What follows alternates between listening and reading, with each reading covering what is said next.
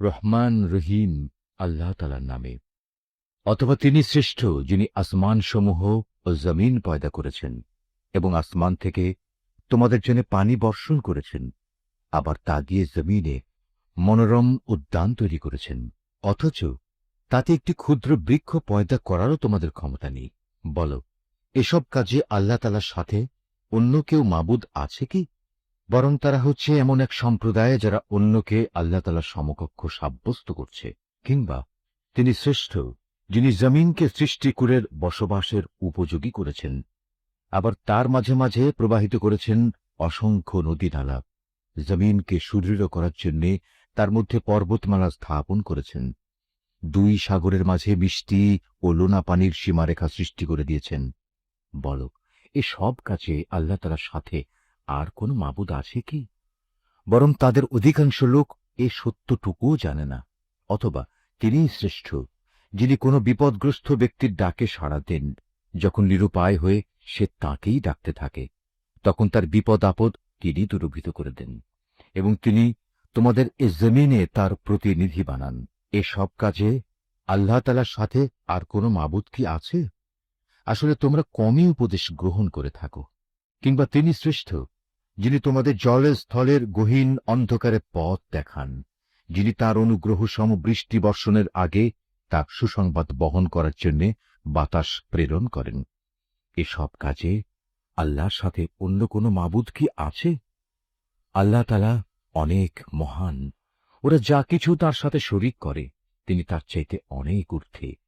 অথবা তিনি শ্রেষ্ঠ, যিনি গোটা সৃষ্টিকে প্রথমবার অস্তিত্বে আনায়ন করে মৃত্যুর পর তা আবার সৃষ্টি করবেন। কে তোমাদের আসমান ও জমিন থেকে রিজিক সরবরাহ করছেন? আছে কি কোনো মাবুদ আল্লাহর সাথে এসব কাজে? তাদের তুমি বলো, হে নবী, যদি তোমরা তোমাদের দাবিতে সত্যবাদী হও, তাহলে তার সপক্ষে কোনো প্রমাণ উপস্থাপন করো। হে নবী, তুমি বলো, আল্লাহ তাআলা ছাড়া আসমান সমূহ ও জমিনে যা কিছু আছে, এদের কেউই অদৃশ্য জগতের কিছু জানে না। তারা এও জানে না কবে তাদের আবার কবর থেকে ওঠানো হবে। মনে হচ্ছে আখেরাত সম্পর্কে এদের জ্ঞান নিঃশেষ হয়ে গেছে। না, আসলে তা নয়, বরং তারা এ ব্যাপারে সন্দেহে নিমজ্জিত হয়ে আছে। বরং তারা সে সম্পর্কে জেনে বুঝেই অন্ধ হয়ে আছে। যারা আল্লাহ তাআলাকে অস্বীকার করে, তারা বলে, আমরা ও আমাদের বাপ দাদারা মৃত্যুর পর যখন মাটি হয়ে যাব, তখনও কি আবার আমরা কবর থেকে উত্থিত হব? এমন ধরনের ওয়াদা তো আমাদের সাথে এবং এর আগে আমাদের বাপ দাদাদের সাথেও করা হয়েছিল। আসলে এগুলো ভিত্তিহীন কথা ছাড়ার কিছুই নয়, যা পূর্ববর্তীদের থেকে বর্ণিত হয়ে আসছে। হে নবী, তুমি বলো, তোমরা আল্লাহর জমিনে সফর করো এবং দেখো অপরাধীদের পরিণাম কি ভয়াবহ হয়েছে। তুমি ওদের কোনো কাজের উপর দুঃখ করো না। যা কিছু ষড়যন্ত্র এরা তোমার বিরুদ্ধে করুক না কেন, তাতেও মনক্ষুণ্ণ হও না। তারা বলে, যদি তোমরা সত্যবাদী হও, তাহলে বলো, আযাবের ওয়াদা কখন আসবে? হে নবী, তুমি বলো, আযাবের যে বিষয়টি তোমরা ত্বরান্বিত করতে চাচ্ছ, তার কিছু অংশ সম্ভবত তোমাদের পেছনে এসে দাঁড়িয়েই আছে। অবশ্যই তোমার মালিক মানুষদের প্রতি অত্যন্ত দয়াবান, কিন্তু অধিকাংশ মানুষই আল্লাহ তাআলার অনুগ্রহের শুকর আদায় করে না। যা কিছু তাদের মন গোপন করে রাখে আর যা কিছু তা বাইরে প্রকাশ করে, তোমার মালিক তা ভালো করেই জানেন। আসমান ও জমিনে এমন কোনো গোপন রহস্য নেই যা আমার সুস্পষ্ট গ্রন্থে লিপিবদ্ধ নেই। অবশ্যই এ কোরআন বনী ইসরাঈলদের ওপর তাদের এমন অনেক কথা প্রকাশ করে দেয়, যার ব্যাপারে তারা একে অপরের সাথে মতভেদ করে থাকে। নিঃসন্দেহে এ কোরআন হচ্ছে ইবানদারদের জন্য আল্লাহ তাআলার পক্ষ থেকে হেদায়েত ও রহমত। হে নবী, তোমার মালিক নিজ প্রজ্ঞা অনুযায়ী এদের মাঝে মীমাংসা করে দেবেন। তিনি পরাক্রমশালী, তিনি সর্বজ্ঞ।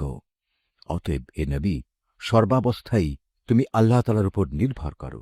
নিঃসন্দেহে তুমি সুস্পষ্ট সত্যের উপর প্রতিষ্ঠিত রয়েছ।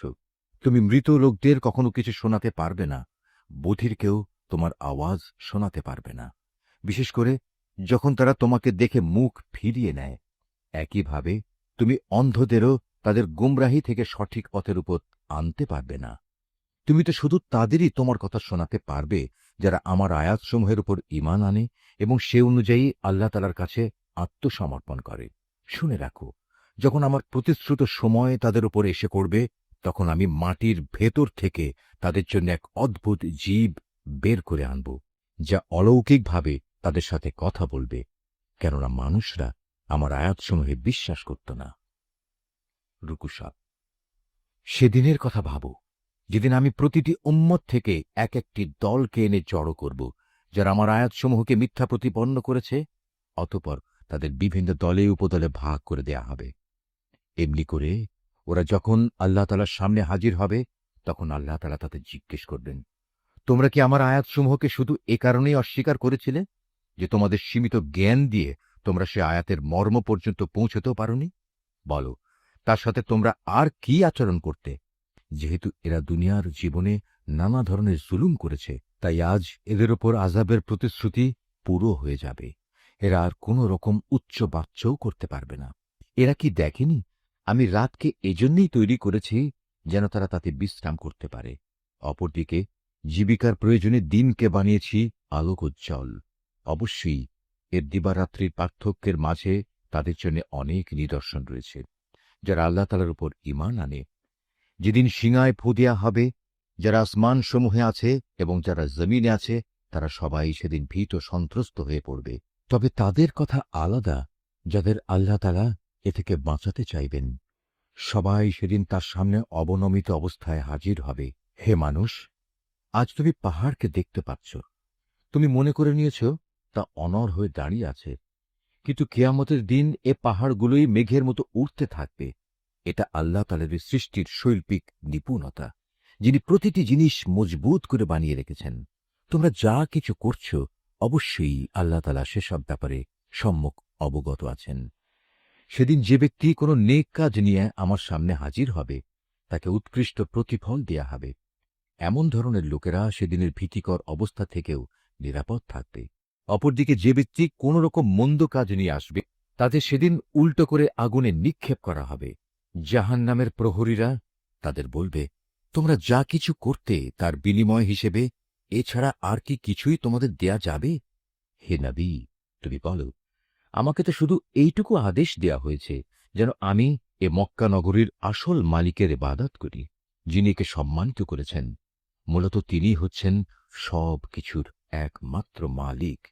আমাকে এও হুকুম দেয়া হয়েছে যেন আমি তাঁরই আদেশের সামনে আত্মসমর্পণ করি। আমি যেন কোরআন তেলাওয়াত করি। অতঃপর যে ব্যক্তি হেদায়েতের পথ অনুসরণ করবে, সে তো তা করবে তার নিজের মুক্তির জন্যেই। আর যে ব্যক্তি এর পরেও গোমরাহ থেকে যাবে, তাকে শুধু তুমি এটুকু বলো, আমি তো কেবল তোমার জন্য জাহান্নামের একজন সতর্ককারী মাত্র। তুমি আরো বলো, সমস্ত প্রশংসা একমাত্র আল্লাহ তাআলার জন্যেই। অচিরেই তিনি তোমাদের এমন কিছু নিদর্শন দেখাবেন, যা দেখলে তোমরা তা সহজেই চিনে নেবে। তোমরা যা কিছু আচরণ করছ, আল্লাহ তাআলা সে সম্পর্কে মোটেই বেখবর নন। সূরা আল কাসাস। রহমান রহিম আল্লাহ তাআলার নামে। সিন মিম। এ হচ্ছে সুস্পষ্ট কেতাবের আয়াত। হে নবী, এ আয়াতসমূহের মাধ্যমে আমি তোমাকে মুসা ও ফেরাউনের কিছু ঘটনা ঠিক ঠিক করে বলে দিতে চাই। এটা তাদের জন্য যারা আল্লাহ তাআলার উপর ঈমান আনে। ঘটনাটা ছিল এই, ফেরাউন আল্লাহর জমিনে অনেক শক্তিশালী হয়ে উঠেছিল। সে তার দেশের অধিবাসীদের বিভিন্ন শ্রেণীতে বিভক্ত করে রেখেছিল। সে তার একটি দলকে হীনবল করে রেখেছিল। সে তাদের পুত্রদের হত্যা করত এবং নারীদের জীবিত রেখে দিত। অবশ্যই সে ছিল জমিনে বিপর্যয় সৃষ্টিকারী ব্যক্তিজ্ঞান একজন। ফেরাউনের এসব নিপীড়নের মোকাবেলায় আমি সে জমিনে যাদের হীনবল করে রাখা হয়েছিল, তাদের উপর কিছুটা অনুগ্রহ করতে এবং ফেরাউনের সেবাদাস থেকে উঠিয়ে তাদের দেশের নেতা বানিয়ে দিতে চাইলাম। আমি তাদের এ জমিনের উত্তরাধিকারী বানিয়ে দিতে চাইলাম। আমি ইচ্ছে করলাম সে দেশে তাদের ক্ষমতার আসনে বসিয়ে দেব এবং তাদের মাধ্যমে ফেরাউন, হামান ও তার লয় লস্করদের সে ব্যাপারটা দেখিয়ে দেব, যে ব্যাপারে তারা আশঙ্কা করত। এমনি এক সময় মুসার জন্ম হল। যখন আমি মুসার মায়ের কাছে এ আদেশ পাঠালাম, তুমি তাকে বুকের দুধ খাওয়াও। যদি কখনো তার নিরাপত্তার ব্যাপারে তোমার ভয় হয়, তাহলে বাক্সে ভরে তাকে সমুদ্রে ফেলে দিও। কোন রকম ভয় করো না, দুশ্চিন্তাও করো না, কেননা আমি তাকে তোমার কাছেই ফিরিয়ে দেব। আমি তাকে রসুলদের মধ্যে সামিল করব আল্লাহ তাআলার আদেশ অনুযায়ী মুসার মা তাকে সমুদ্রে ফেলে দিল। অতঃপর ফেরাউনের লোকজন তাকে সমুদ্র থেকে উঠিয়ে নিল, যেন সে একদিন আল্লাহ তাআলার সিদ্ধান্ত মোতাবেক তাদের জন্য দুশমনী ও দুশ্চিন্তার কারণ হয়ে পড়তে পারে। এতে কোনো সন্দেহ নেই যে ফেরাউন, হামান ও তাদের বাহিনী ছিল ভয়ানক অপরাধী। ফেরাউনের স্ত্রী এই শিশুটিকে দেখে তার স্বামীকে বলল, এই শিশুটি আমার এবং তোমার জন্য চক্ষু শীতলকারী হবে, একে হত্যা করো না। হয়তো একদিনে আমাদের কোনো উপকারও করতে পারে, অথবা আমরা তাকে সন্তান হিসেবেও তো গ্রহণ করতে পারি। কিন্তু তারা তখন আল্লাহ তাআলার পরিকল্পনা সম্পর্কে কিছুই বুঝতে পারেনি। ওদিকে মুসার মায়ের মন অস্থির হয়ে পড়েছিল। আমার প্রতি আস্থাশীল থাকার জন্যে যদি আমি তার মনকে দৃঢ় না করে দিতাম, তাহলে সে তো দুশমনের কাছে তার খবর প্রকাশ করেই দিচ্ছিল। সে মুসার বোনকে বলল, তুমি সাগরের পাড় ধরে এর পেছন পেছন যাও। কথানুযায়ী সে তাকে দূর থেকে এমনভাবে পর্যবেক্ষণ করতে থাকল যে ফেরাউনের লোকেরা টেরও করতে পারল না। ওদিকে আগে থেকেই আমি তার উপর ধাত্রীদের স্তনের দুধ খাওয়ানো বন্ধ করে রেখেছিলাম। এই অবস্থা দেখে সে বোনটি বলল, আমি কি তোমাদের এমন একটি পরিবারের নাম ঠিকানা বলে দেব যারা তোমাদের জন্য একে লালন পালন করবে, সাথে সাথে তারা এর শুভানুধ্যায়ীও হবে? আমি তাকে আবার তার মায়ের কোলে ফিরিয়ে আনলাম, যাতে করে নিজের সন্তানকে দেখে তার চোখ ঠান্ডা হয়ে যায় এবং সে কোন রকম দুঃখ না পায়। সে এ কথাটাও ভালো করে জেনে নিতে পারে আল্লাহ তাআলার ওয়াদা সত্য, যদিও অধিকাংশ লোক এটা জানে না। যখন সে পূর্ণ যৌবনে উপনীত হল এবং শারীরিক শক্তিতে পূর্ণতা প্রাপ্ত হল, তখন আমি তাকে জ্ঞান ও প্রজ্ঞা দান করলাম। আমি নেককার লোকদের এভাবেই প্রতিফল দান করি।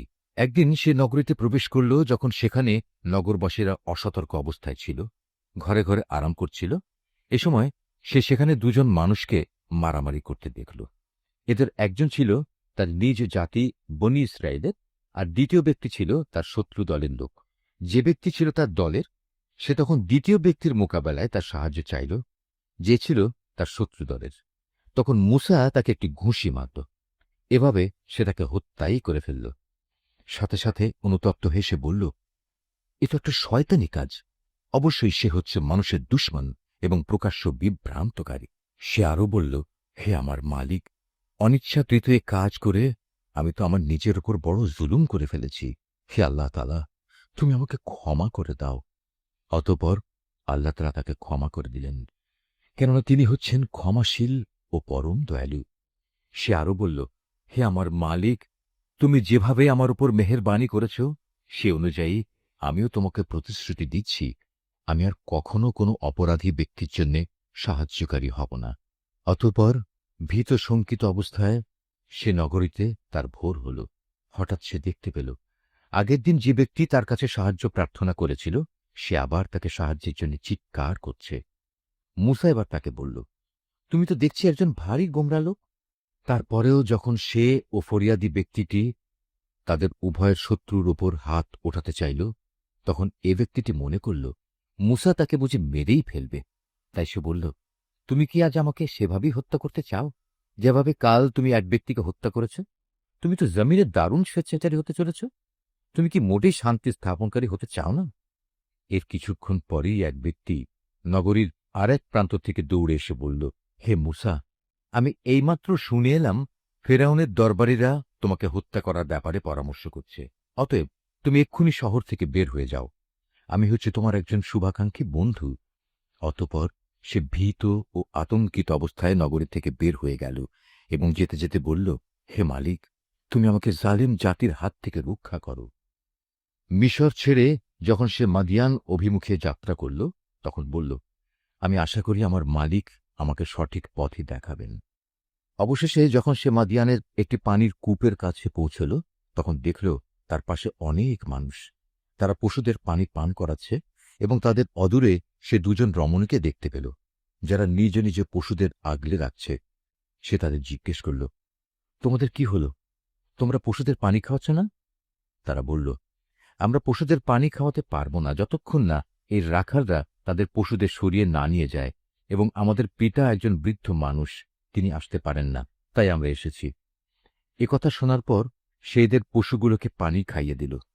তারপর সরে একটি গাছের ছায়ার দিকে গেল এবং আল্লাহকে বলল, হে আমার মালিক, এই মুহূর্তে তুমি নিরাপদ আশ্রয় হিসেবে যে নিয়ামতই আমার উপর নাজিল করবে, আমি একান্তভাবে তারই মুখাপেক্ষী হয়ে থাকব। আল্লাহ তাআলার নিয়ামত আসতে দেরি হল না। মুসা দেখতে পেল সে দুই রমণীর একজন লজ্জা জড়ানো অবস্থায় তার কাছে এলো এবং বলল, আমার পিতা তোমাকে তার কাছে ডেকেছেন। তুমি যে আমাদের পশুগুলোকে পানি খাইয়ে দিয়েছিলে, তার জন্য তিনি তোমাকে কিছু পারিশ্রমিক দিতে চান। অতঃপর সে তার কথা মতো তার পিতার কাছে এলো এবং নিজের কাহিনী তার কাছে বর্ণনা করল। সব শুনে সে মুসাকে বলল, তুমি কোনো ভয় করো না, এখন তুমি জালেমদের কাছ থেকে বেঁচে গেছ। সে দুজন রমণীর একজন তার পিতাকে বলল, হে আমার পিতা, একে বরং তুমি তোমার কাজে নিয়োগ করো, কেননা তোমার মজুর হিসেবে সে ব্যক্তি উত্তম বলে প্রমাণিত হবে, যে হবে শারীরিক দিক থেকে শক্তিশালী এবং চরিত্রের দিক থেকে বিশ্বস্ত। এরপর রমণীদের পিতা তাকে বলল, আমি আমার এই দুই মেয়ের একজনকে তোমার সাথে বিয়ে দিতে চাই, তবে তা হবে এ কথার উপর, তুমি ৮ বছর আমার কাজ করবে। যদি তুমি ৮ বছরের জায়গায় ১০ বছর পুরো করতে চাও, তবে তা হবে একান্ত তোমার ব্যাপার। আমি তোমার উপর কোনো কষ্টকর শর্ত আরোপ করতে চাই না। আল্লাহ তাআলা চাইলে তুমি আমাকে সদাচারী ব্যক্তি হিসেবে দেখতে পাবে। সে এতেই রাজি হল এবং বলল, ঠিক আছে, আমার এবং আপনার মাঝে এ চুক্তি পাকা হয়ে থাকল। আপনার দেয়া দুটো মেয়াদের যে কোনো একটি যদি আমি পূরণ করি, তাহলে আপনার পক্ষ থেকে আমার উপর কোনো বাড়াবাড়ি করা হবে না। এর নিশ্চয়তাটুকু আমি চাই। আমাদের এ কথার উপর আল্লাহ তাআলা সাক্ষী হয়ে থাকলেন। অতঃপর মুসা যখন তার চুক্তিবদ্ধ মেয়াদ পূর্ণ করে নিল, তখন সপরিবারে নিজ দেশের দিকে রওনা করল। যখন সে তুর পাহাড়ের পাশে আগুন দেখতে পেল, তখন সে তার পরিবারের লোকদের বলল, তোমরা এখানেই অপেক্ষা করো, আমি আগুন দেখতে পেয়েছি। সম্ভবত আমি সেখান থেকে রাস্তাঘাট সম্পর্কিত কোনো খোঁজ খবর নিয়ে আসতে পারব, আর তা না হলে কমপক্ষে জ্বলন্ত আগুনের একটা টুকরো তো নিয়ে আসতেই পারব, যাতে তোমরা আগুন পোহাতে পারবে। যখন সে আগুনের কাছে পৌঁছল, তখন উপত্যকার ডান পাশের পবিত্র ভূমিস্থিত একটি গাছ থেকে গায়েবী আওয়াজ এল, হে মুসা, আমি আল্লাহ, সৃষ্টিকুলের একমাত্র মালিক। তাকে আরো বলা হল, তুমি তোমার হাতের লাঠিটি জমিনে নিক্ষেপ করো। যখন সে তাকে দেখল তা জীবন্ত সাপের মতোই ছোটাছুটি করছে, তখন সে উল্টো দিকে ছুটতে লাগল, পেছনের দিকে তাকিয়েও দেখল না। তার প্রতি তখন আদেশ করা হল, হে মুসা, তুমি এগিয়ে এসো, ভয় পেও না, তুমি হচ্ছ নিরাপদ মানুষদেরই একজন। তুমি তোমার হাত তোমার বুক পকেটের ভেতর রাখো, দেখবে কোন রকম অসুস্থতা ছাড়াই তা উজ্জ্বল হয়ে বেরিয়ে আসবে। মন থেকে ভয় দূরীভূত করার জন্য তোমার হাতের বাজু তোমার বুকের সাথে মিলিয়ে রাখো। এ হচ্ছে ফেরাউন ও তার দলীয় প্রধানদের কাছে তোমার মালিকের পক্ষ থেকে নবুয়তের দুটো প্রমাণ।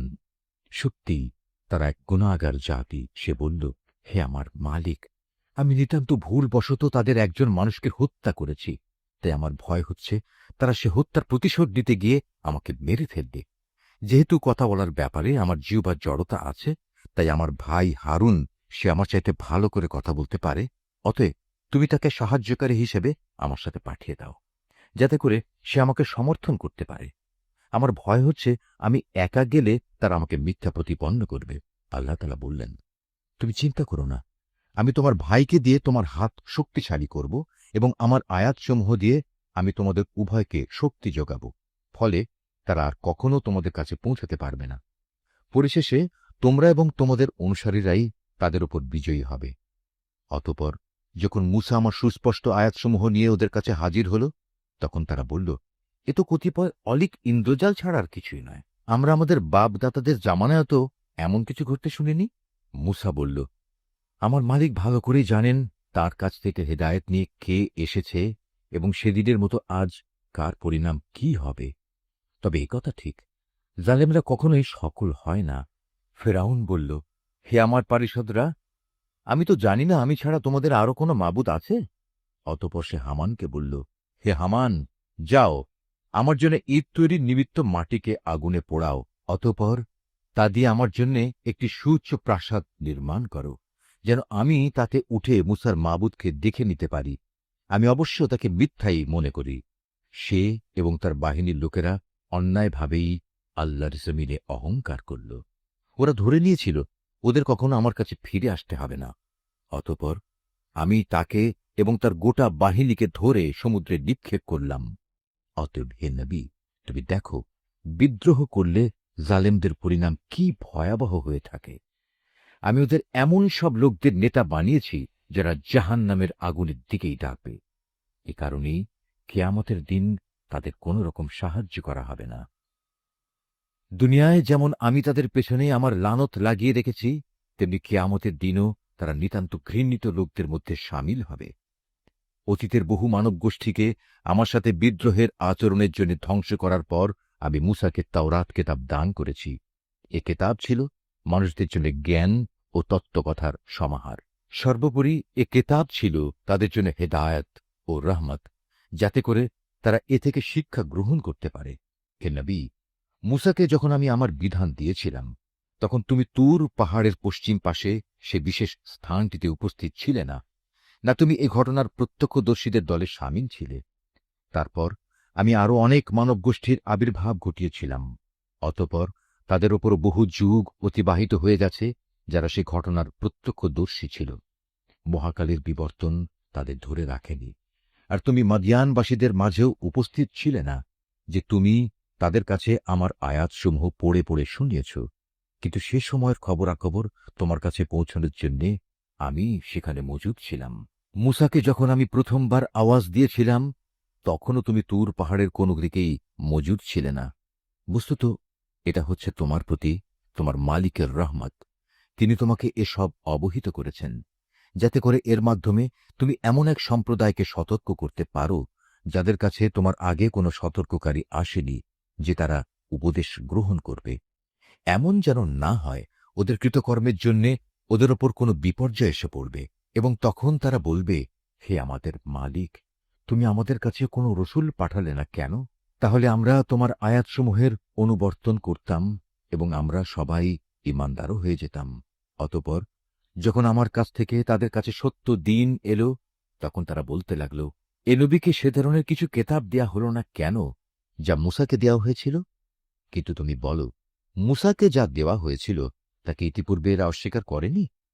তারা তো এও বলেছে, এ উভয়টিই হচ্ছে জাদু, এর একটি আরেকটি সমর্থক, এবং তারা বলেছে, আমরা এর কোনোটাই মানি না। হে নবী, তুমি এদের বলো, যদি উভয়টাই মিথ্যা হয় এবং তোমরা তোমাদের এ দাবিতে সত্যবাদী হও, তাহলে আল্লাহ তাআলার কাছ থেকে অন্য কোনো কেতাব নিয়ে এসো, যা এ দুটোর তুলনায় ভালো হবে, তাহলে আমিও তার অনুসরণ করব। যদি এরা তোমার এই কথার কোনো জবাব না দেয়, তাহলে জেনে রেখো, এরা আসলে নিজেদের খেয়াল খুশির অনুসরণ করে এসব বলে। তার চেয়ে বেশি গোমরা ব্যক্তি আর কে আছে, যে আল্লাহ তাআলার পক্ষ থেকে কোনো হেদায়েত পাওয়া ছাড়াই কেবল নিজের খেয়াল খুশির অনুসরণ করে? আল্লাহ তাআলা কখনো জালেম জাতিকে পথ দেখান না। আমি আমার বাণী কোরআনের এ কথা তাদের জন্য ধীরে ধীরে পাঠিয়েছি, যাতে করে তারা শিক্ষা গ্রহণ করতে পারে। কোরআন নাজিলের আগে আমি যাদের আমার কিতাব দান করেছিলাম, তাদের মধ্যে যারা সত্যানুসন্ধিৎসু ছিল, তারা এর ওপর ঈমান এনেছে। যখন তাদের সামনে কিতাব তেলাওয়াত করা হয়, তখন তারা বলে, আমরা এর উপর ঈমান এনেছি, কারণ আমরা জানি এটাই সত্য, এটা আমাদের মালিকের কাছ থেকে এসেছে। আমরা আগেও আল্লাহর কিতাব মানতাম। এরাই হচ্ছে সেসব লোক যাদের তাদের দ্বীনের পথে ধৈর্য ধারণের জন্য দুবার পুরস্কৃত করা হবে। তারা তাদের ভালো আমল দ্বারা মন্দ আমল দূর করে। আমি তাদের যে রিজিক দান করেছি, তারা তা থেকে আল্লাহর পথে ব্যয় করে। এরা যখন কোনো বাজে কথা শোনে, তখন তা পরিহার করে চলে এবং এদের বলে, আমাদের কাজের দায়িত্ব আমাদের উপর, আর তোমাদের কাজের দায়িত্ব তোমাদের উপর। তোমাদের জন্য সালাম। তাছাড়া আমরা জাহেলদের সাথে তর্ক করতে চাই না। যাকে তুমি ভালোবাসো, তবে এ ভালোবাসার কারণেই তুমি তাকে হেদায়েত দান করতে পারবে না। তবে হ্যাঁ, আল্লাহ তাআলা যাকে চান তাকে অবশ্যই তিনি হেদায়েত দান করেন। তিনি ভালো করেই জানেন কারা এ হেদায়েতের অনুসারী হবে। হে নবী, এরা বলে, যদি আমরা তোমার সাথে মিলে হেদায়েতের পথ ধরি, তাহলে অবিলম্বে আমাদের এ জমিন থেকে তাড়িয়ে দেয়া হবে। তুমি তাদের জিজ্ঞেস করো, আমি কি তাদের বসবাসের জন্য শান্তি ও নিরাপত্তার শহরে জায়গা করে দেইনি, যেখানে তাদের রিজেকের জন্য আমার কাছ থেকে সব ধরনের ফলমূল আসে? কিন্তু তাদের অধিকাংশ মানুষই শুকর আদায় করতে জানে না।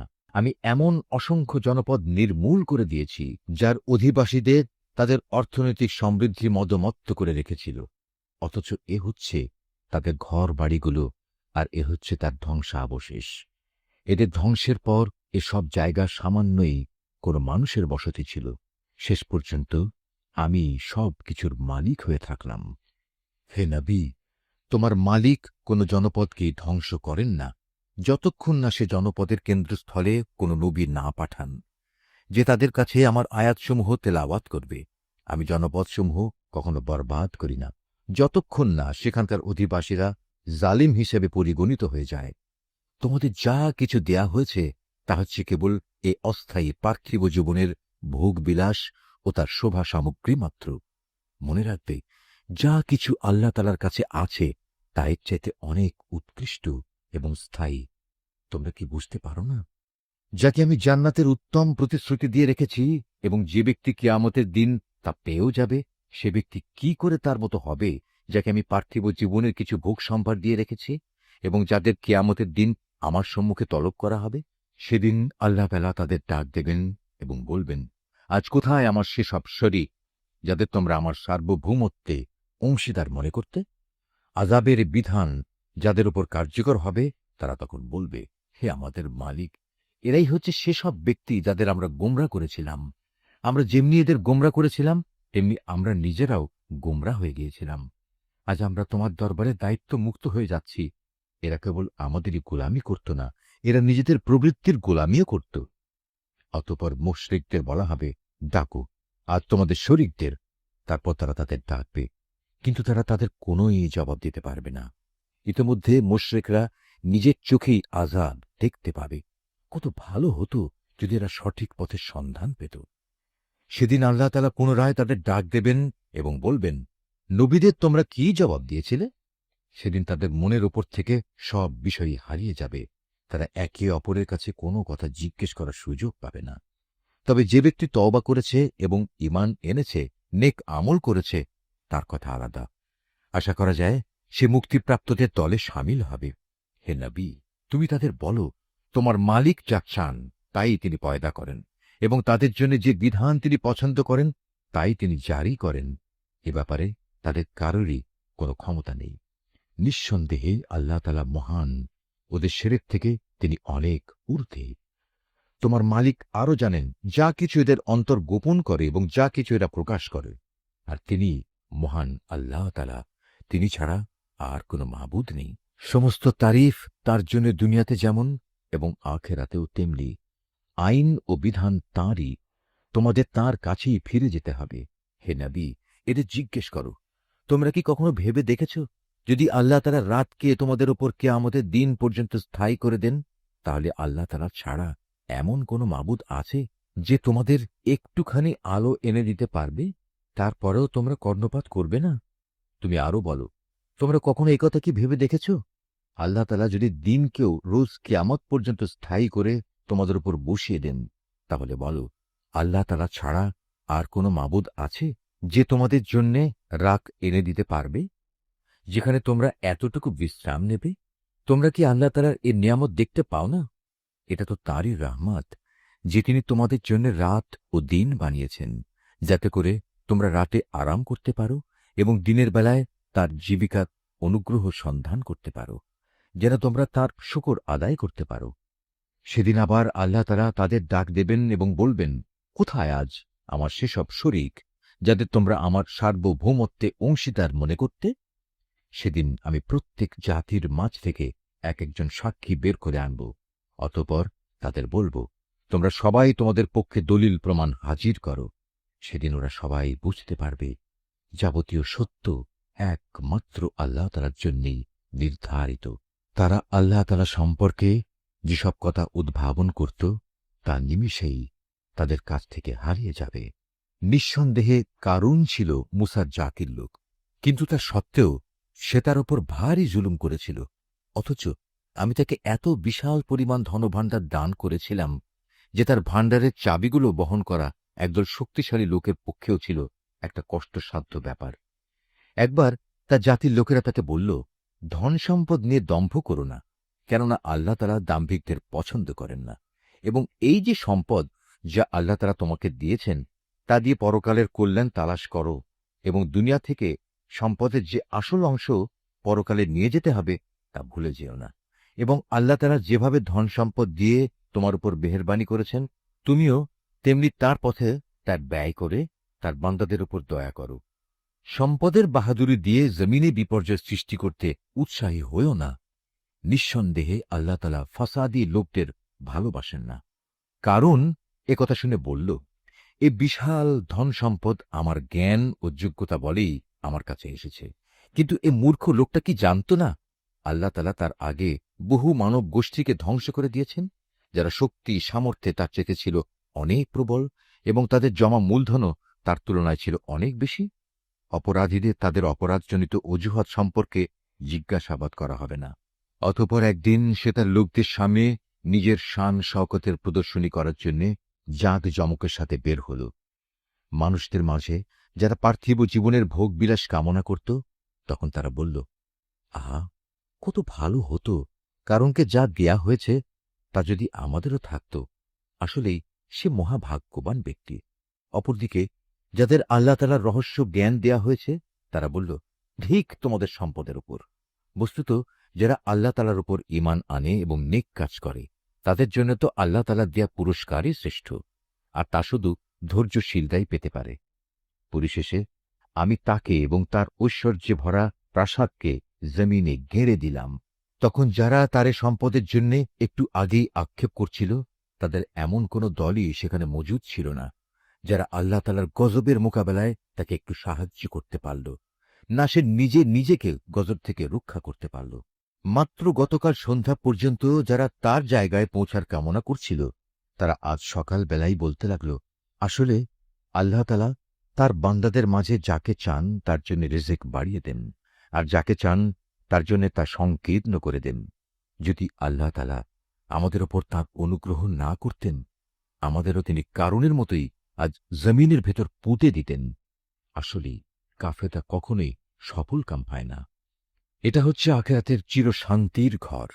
আমি এটা তাদের জন্য নির্ধারিত করে রেখেছি যারা দুনিয়ায় কোন রকম প্রাধান্য বিস্তার করতে চায় না, না তারা জমিনে কোন রকম বিপর্যয় সৃষ্টি করতে চায়। শুভ পরিণাম তো পরহেজগার মানুষদের জন্যই রয়েছে। যে ব্যক্তি কিয়ামতের দিন কোন নেকি নিয়ে হাজির হবে, তাকে তার পাওনার চাইতে বেশি পুরস্কার দেয়া হবে। আর যে ব্যক্তি কোনো মন্দ কাজ নিয়ে আসবে, সে যেন জেনে রাখে যারাই মন্দ কাজ করেছে তাদের কেবল সেটুকু পরিমাণ শাস্তি দেয়া হবে, যে পরিমাণ মন্দ তারা নিয়ে এখানে হাজির হবে। হে নবী, যে আল্লাহ তাআলা এই কোরআন তোমার উপর অবশ্য পালনীয় করেছেন, তিনি অবশ্যই তোমাকে তোমার কাঙ্ক্ষিত পুণ্যভূমিতে ফিরিয়ে নিয়ে যাবেন।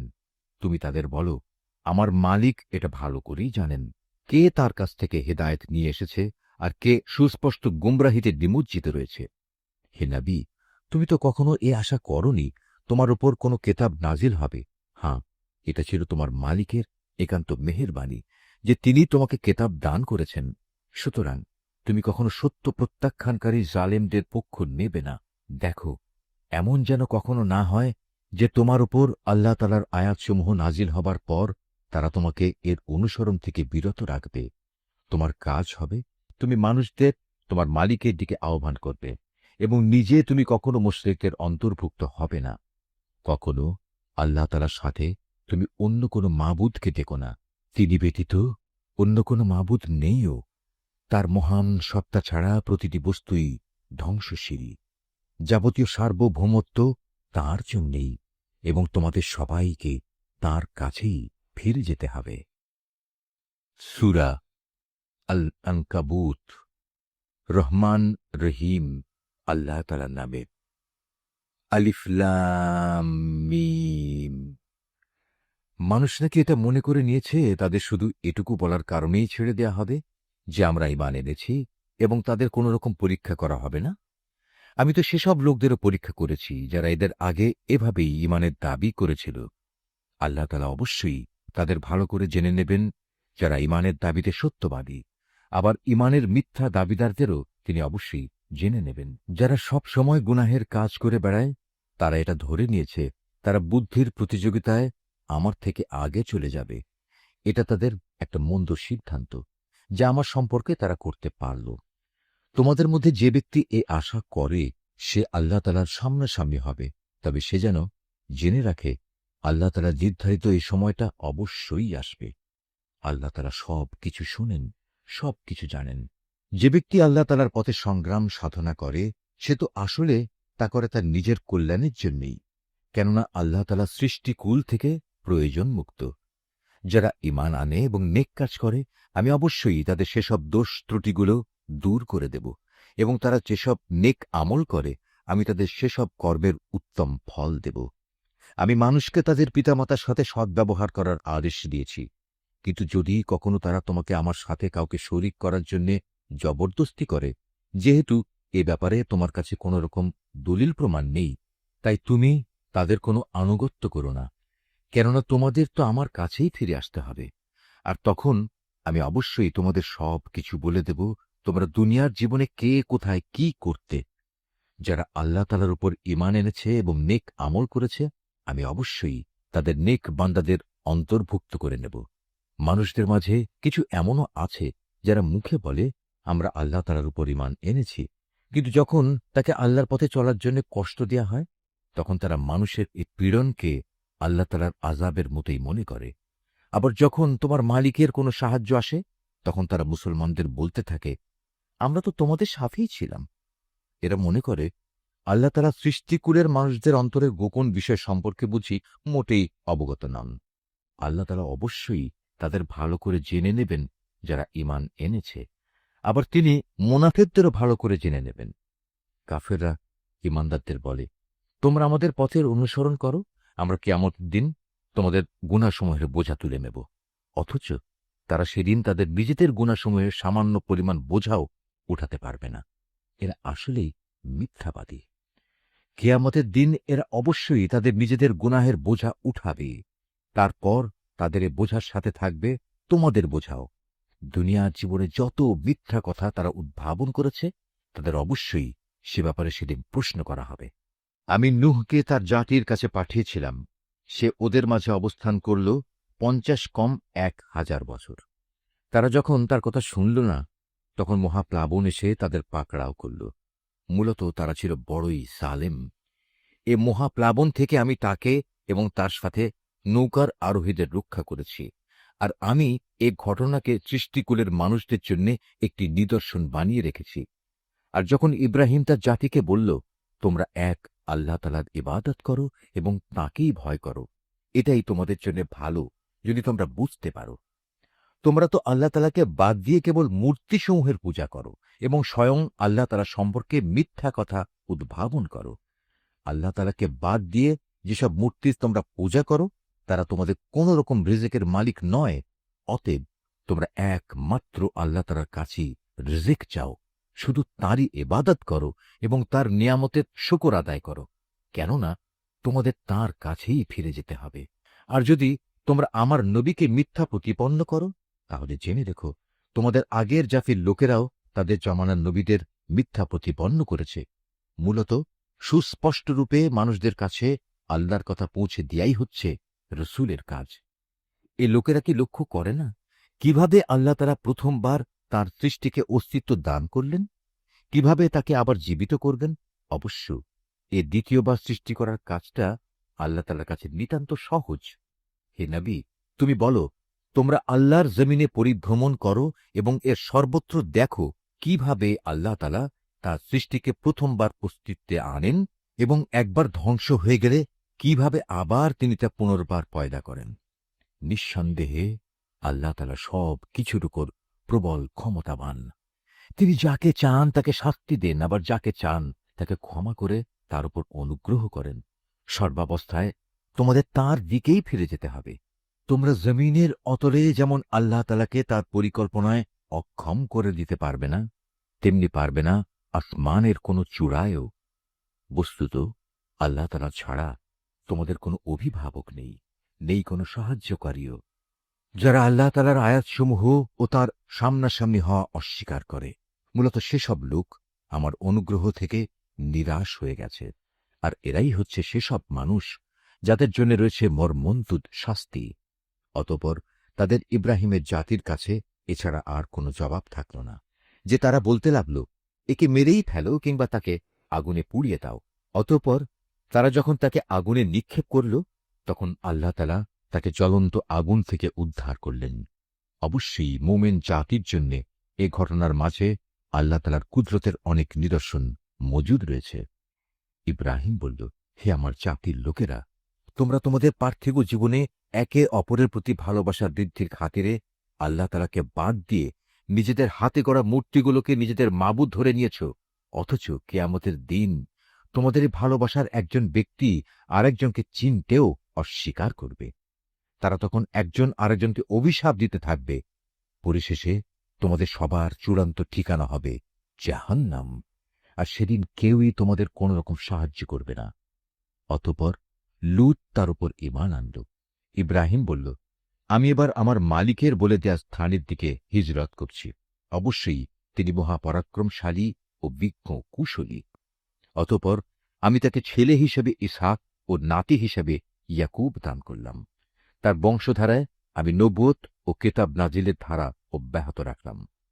নবুয়ত দ্বারা আমি দুনিয়াতেও তাকে পুরস্কৃত করলাম, আর আখেরাতে সে অবশ্যই আমার নেক বান্দাদের দলে শামিল হবে। আর আমি লূতকে তার লোকদের কাছে পাঠিয়েছিলাম, যখন সে তার জাতিকে বলল, তোমরা এমন এক অশ্লীল কাজ নিয়ে এসেছ যা ইতিপূর্বে সৃষ্টিকুলের কোনো মানুষই করেনি। তোমাদের এ কি হল? তোমরা কি তোমাদের কামনা বসানোর জন্যে মহিলাদের বাদ দিয়ে পুরুষদের কাছে হাজির হচ্ছ? এবং এ উদ্দেশ্যে আল্লাহ তাআলার নির্ধারিত পথ তোমরা প্রকারান্তরে কেটে দিচ্ছ, এবং তোমরা তোমাদের ভরা মজলিসে এ অশ্লীল কাজে লিপ্ত হচ্ছ। তাদের লূতের জাতির মানুষের কাছেও এছাড়া আর কিছুই বলার ছিল না, যে তারা বলল, হ্যাঁ, যাও নিয়ে এসো আমাদের উপর আল্লাহর আযাব, যদি তুমি তোমার আযাবের ওয়াদায় সত্যবাদী হও। এ কথা শুনে সে আল্লাহর দরবারে ফরিয়াদ করে বলল, হে আমার মালিক, এই ফাসাদি জাতির মোকাবেলায় তুমি আমায় সাহায্য করো। অতঃপর যখন আমার পাঠানো ফেরেশতারা একটা সুখবর নিয়ে ইব্রাহিমের কাছে এলো, তখন তারা বলল, আমরা লূতের এ জনপদের অধিবাসীদের ধ্বংস করব, কেননা তার অধিবাসীরা বড় জালেম। এ কথা শুনে সে বলল, তা কি করে সম্ভব? সেখানে তো নবী লূতও রয়েছে। তারা বলল, আমরা ভালো করে জানি সেখানে কে কে আছে। আমরা লূত এবং তার পরিবারের লোকজনদের অবশ্যই রক্ষা করব, তবে তার স্ত্রীকে নয়। সে আযাবে পড়ে থাকা লোকদের দলে শামিল হবে। তারপর যখন সত্যি আমার পাঠানো ফেরেশতারা লূতের কাছে এলো, তখন তাদের এ আশাটায় লূত খুবই বিষণ্ণ মনা হল। এদের সম্মান রক্ষা করতে পারবে না কারণে তার মন ভেঙে গেল। ওরা এটা দেখে বলল, হে লূত, তুমি ভয় পেও না, তুমি দুশ্চিন্তাগ্রস্তও হয়েও না। আমরা তুমি এবং তোমার পরিবার পরিজনদের রক্ষা করব, তবে তোমার স্ত্রীকে নয়। সে তো আযাবে পড়ে থাকা ব্যক্তিদেরই একজন। আমরা অচিরে এ জনপদের বাকি অধিবাসীদের উপর আসমান থেকে এক ভীতিকর আযাব নাজিল করব, কেননা এরা ছিল ভীষণ গুনাহগার জাতি। একদিন সত্যি সত্যিই আমি জনপদকে উল্টে দিয়েছি, এবং তখন থেকে আমি এটিকে জ্ঞানবান সম্প্রদায়ের জন্য একটি সুস্পষ্ট নিদর্শন করে রেখে দিয়েছি।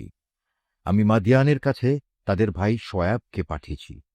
তখন সে তাদের বলল, হে আমার জাতি, তোমরা এক আল্লাহ তাআলার ইবাদত করো এবং পরকাল দিবসের পুরস্কারের আশা করো।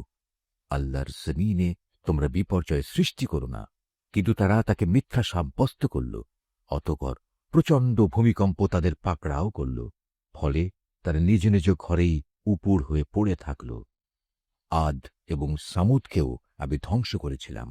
তাদের ধ্বংসপ্রাপ্ত বসতি থেকেই তো তোমাদের কাছে আযাবের সত্যতা প্রমাণিত হয়ে গেছে। শয়তান তাদের কাজ তাদের সামনে শোভন করে রেখেছিল, এবং এ কৌশলে সে তাদের সঠিক রাস্তা থেকে ফিরিয়ে রেখেছিল। অথচ তারা তাদের অন্য সব ব্যাপারে ছিল দারুণ বিচক্ষণ। কারুন, ফেরাউন এবং হামানকেও আমি ধ্বংস করেছি। মূসা তাদের কাছে আমার সুস্পষ্ট আয়াত নিয়ে এসেছিল, কিন্তু তারা তাকে মানার বদলে জমিনে বড় বেশি অহংকার করেছিল। অথচ তারা কোনো অবস্থায় আমার আযাব থেকে পালিয়ে আগে চলে যেতে পারল না। অতঃপর এদের সবাইকেই আমি তাদের নিজ নিজ গুনাহের কারণে পাকড়াও করেছি। এদের কারো ওপর প্রচণ্ড ঝড় পাঠিয়েছি, কাউকে মহাগর্জন এসে আঘাত এনেছে, কাউকে আমি জমিনের নিচে গেঁড়ে দিয়েছি, আবার কাউকে আমি পানিতে ডুবিয়ে দিয়েছি। মূলত আল্লাহ তাআলা এমন ছিলেন না যে তিনি এদের ওপর কোনো জুলুম করেছেন। জুলুম তো বরং তারা নিজেরাই নিজেদের উপর করেছে। যেসব লোক আল্লাহ তাআলার বদলে অন্যকে নিজেদের অভিভাবক হিসেবে গ্রহণ করে, তাদের দৃষ্টান্ত হচ্ছে মাকড়সার মতো। তারা নিজেরাও এক ধরনের ঘর বানায়, আর দুনিয়ার দুর্বলতম ঘর হচ্ছে এই মাকড়সার ঘর। কত ভালো হতো যদি তারা এই সত্যটুকু বুঝতে পারত। এরা আল্লাহ তাআলার পরিবর্তে যে সবকিছুকে ডাকে, আল্লাহ তাআলা তাদের সম্পর্কে সম্যক অবগত রয়েছেন। তিনি মহাপরাক্রমশালী, প্রবল, প্রজ্ঞাময়। এ হচ্ছে সেই উদাহরণ যা আমি মানুষদের জন্যই পেশ করেছি। কেবল জ্ঞানী ব্যক্তিরাই তা বুঝতে পারে। আল্লাহ তাআলা আসমান সমূহ ও জমিন যথাযথভাবে সৃষ্টি করেছেন। বস্তুত এতে ঈমানদারদের জন্য আল্লাহ তাআলার অস্তিত্বের পক্ষে বড় প্রমাণ রয়েছে। নিশ্চয়ই আল্লাহ যা বলেছেন সত্য বলেছেন।